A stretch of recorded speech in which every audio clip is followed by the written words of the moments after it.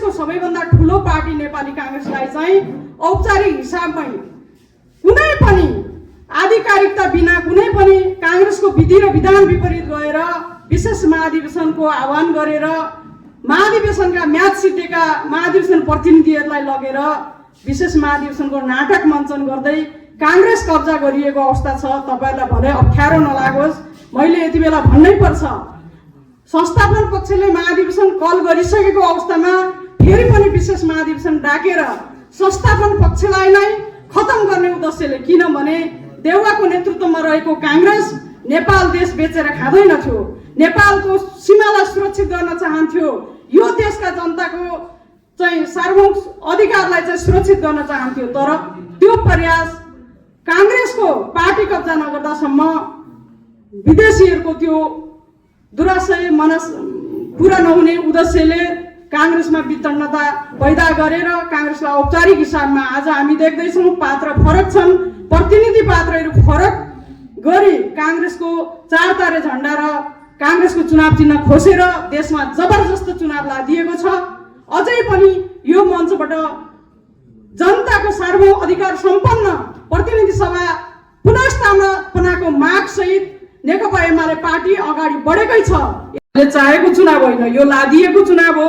कुनै अदृश्य शक्तिले हाम्रो राष्ट्रियता खोसिरहेको अवस्थामा यो परिप्रेक्ष्यमा जुन यो चुनावबाट अथेन्टिक तरिकाले जनताको अभिमत लिएरै यो राष्ट्रलाई वैधानिक हिसाबमा कब्जा गर्न खोजिएको छ, त्यसको प्रतिवाद स्वरूप यो 28औं स्थापना दिवसको अवसरमा प्रेस चौतारीले गर्ने यो अहिलेको आजको कार्यक्रमको छुट्टै गरिमा छ, छुट्टै महत्त्व छ।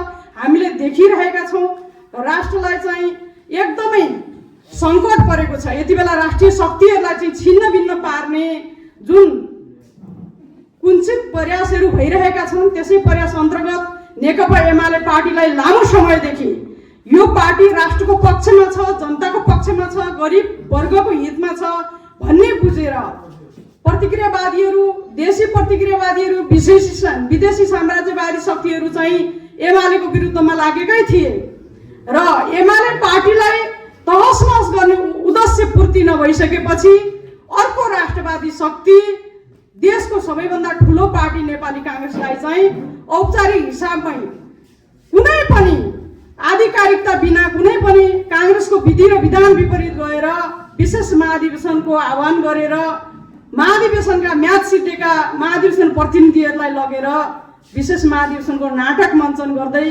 कांग्रेस कब्जा गरिएको अवस्था छ। तपाईहरुलाई भलै अप्ठ्यारो नलागोस्, मैले यति बेला भन्नै पर्छ।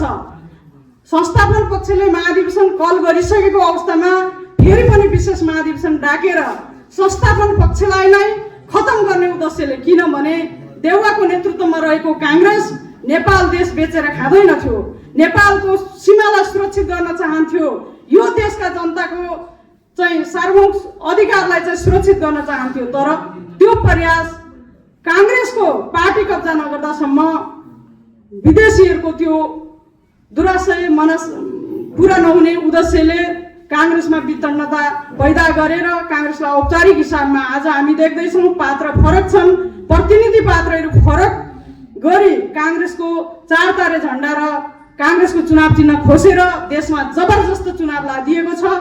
अझै पनि यो मञ्चबाट जनताको सार्वभौम अधिकार सम्पन्न प्रतिनिधि सभा पुनर्स्थापनाको माग सहित नेकपा एमाले पार्टी अगाडि बढेकै छ।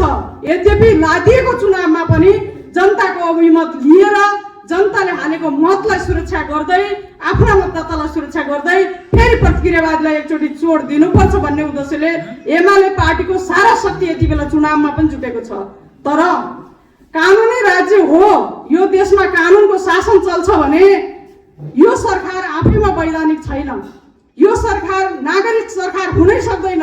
यदि नागरिक सरकार हुन्थ्यो भने यो नागरिक सरकारको उद्देश्य भनेको चुनाव गराउनु थियो, तर चुनाव गराउन बनेको सरकारका मन्त्रीहरू आज चाहिँ फेरि पनि निर्वाचन लड्ने भागदौडमा राष्ट्रिय स्वतन्त्र पार्टीका कार्यकर्ता र उम्मेदवार बनेर मैदानमा खटेका छन्। हामीले देखिरहेका छौँ एउटा प्रधानमन्त्रीले कतिवटा दर्जनौं मन्त्रालयको चाहिँ जिम्मेवारी सम्हालेर आज चुनाव हुन्छ कि हुँदैन आफै बोल्दै हुनुहुन्छ, चुनावलाई 2 चरणमा गर्नु पर्यो, एक चरणमा चुनाव गर्न सकिँदैन भन्ने बहानाबाजीमा आफ्नो सरकारको आयु लामो बनाउने र अझै यो देशमा स्थिरता लाद्ने जुन प्रयास गरिँदैछ त्यसको निम्ति पनि आजको यस स्थापना दिवसको अवसरमा खबरदारी गर्न चाहन्छौँ।